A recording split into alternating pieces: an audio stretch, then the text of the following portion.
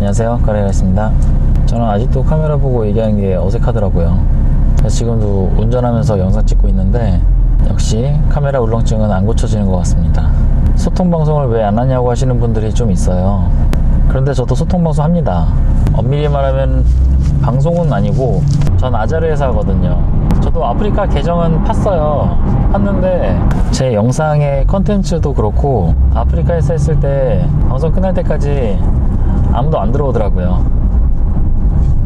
아자르가 또 어떻게 소통이 되냐 라고 하실 수 있는데 소통 맞습니다. 아프리카나 유튜브가 1대 다의 소통 방식을 취하고 있다면 아자르는 1대 1의 소통 방식이죠. 파급력은 없지만 설득력은 강하다랄까? 보통은 대학생 그리고 사회초년생들하고 얘기를 많이 나누고요. 심지어 제가 구독자 30명이 안 될 때 구독자를 만난 적도 있어요. 저보고 차 뭐냐고 물어보셨는데 제가 911입니다 그랬더니 까레라이스 아니에요? 그러는 거예요. 그래서 제가 저 어떻게 아세요? 했더니 구독자라고 하시더라고요. 영상 처음 올라왔을 때부터 구독했다고 하시더라고요. 보통은 제가 20대 대학생들이나 취준생들, 사회초년생들하고 얘기 많이 나누고요. 이런저런 얘기, 또 본인의 삶의 가치에 대한 이야기, 또 제 컨텐츠에 대한 조언, 이런 것도 많이 듣고 있습니다. 그 중에 제 영상에 대한 의도나 가치, 이런 부분들에 동의가 되신 분들이 영상을 보러 많이들 오시죠. 이걸 또 홍보로 보실 수도 있는데 네, 홍보 맞습니다.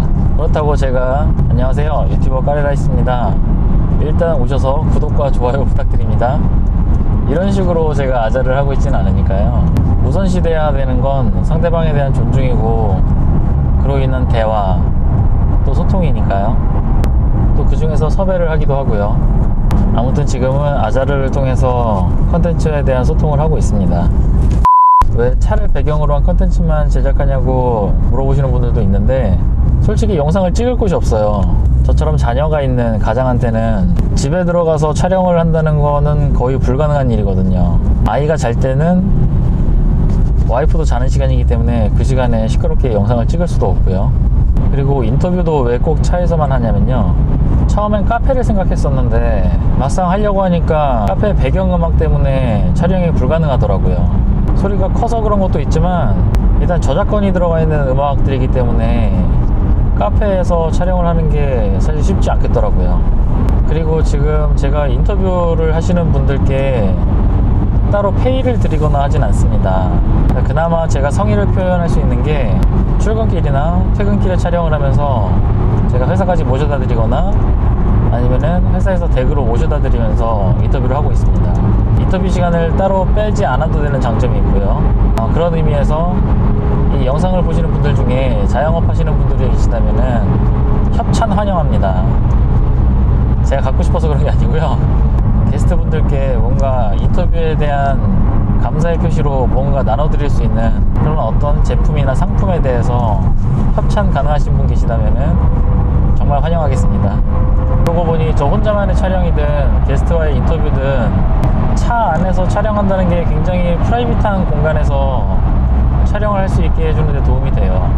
그렇다고 초보 유튜버인 제가 스튜디오를 따로 빌릴 수도 없는 거고, 그래서 차에서 촬영하는 게 여러모로 이점이 있습니다. 그리고 사람들을 계속 만나는 게 저한테 도움이 되는가, 지난 영상에도 말씀드렸다시피 제가 어떤 세상을 살아가는 기회를 포착한다는 의미 외에 자기 개발의 의미도 있는지에 대해서 물어보시는 분이 있었는데 분명히 있습니다. 일단 첫 번째로 게스트분이 제 영상에 출연하셔서 본인의 개인적인 이야기를 한다는 것, 그리고 본인의 직업에 대해서 이야기를 한다는 것, 상당히 부담이 따를 수밖에 없는 부분이라고 생각을 해요. 그래서 그런 부분을 감수하고 또 영상에 출연하신 분들께 정말 대가 하나 없이 영상에 출연해 주신 분들께 고마움을 표하고 있는데, 일단 저는 섭외하는 시점부터 고민을 굉장히 많이 할 수밖에 없습니다. 어떻게 하면 부담을 최소화해서 저와 함께 영상을 하는 게 여러모로 도움이 될 수 있는지, 또 영상을 시청하시는 분들께 어떤 도움이 될 수 있는지, 또 저한테는 어떤 도움이 될 수 있는지 충분히 설명을 드리고, 거기에 동의가 되신 분들이 영상에 출연하고 계시는데 어떻게 하면 부담을 최소화해서 저와 함께 영상을 만드는 걸 설득할 수 있을까. 일단 첫 번째 고민이 그거고요. 차에 타신 이후에는 다시 말하면 인터뷰를 하는 동안에는 어떤 식으로 인터뷰를 진행을 해 나가야 게스트분께서 솔직한 본인의 심정이나 아니 현재 업계 현황이라던가 그런 것들에 대해서 솔직한 표현을 하실 수 있을까. 또 영상이 끝나가는 시점에서는 인터뷰에 참여하신 분들께서도 오늘 저와의 만남과 또 영상 제작의 시간이 본인한테도 의미가 있었다고 판단이 들 수 있도록 해야 되니까 저는 섭외 시점부터 헤어지는 그 시점까지 저와 게스트분의 대화 방법, 그리고 저와 게스트 사이의 친밀도, 인터뷰의 진실성 등에 대해서 고민을 많이 할 수밖에 없어요. 또 그런 시간이 저한테 다시 말하면 자기 개발의 시간이 되는 거죠. 책이나 어떤 매체를 통해서 제가 제 자신을 개발한다기보다는 다시 말하면 실전을 통해서 어떻게 하면 타인을 더 편안하게 만들고 처음 보는 사이에서 편안하게 대화를 이끌어갈까를 늘 고민을 하는 거죠. 이거 제 영상 보시면 아시겠지만 저는 제 지인들을 인터뷰를 하진 않아요. 왜냐하면 일단 다 알잖아요. 어떤 생각을 갖고 일을 하고 있는지, 나중에 어떤 꿈을 갖고 있는지를 제가 알기 때문에 이게 더 궁금증이 없으면 혼이 담긴 인터뷰를 할 수가 없거든요.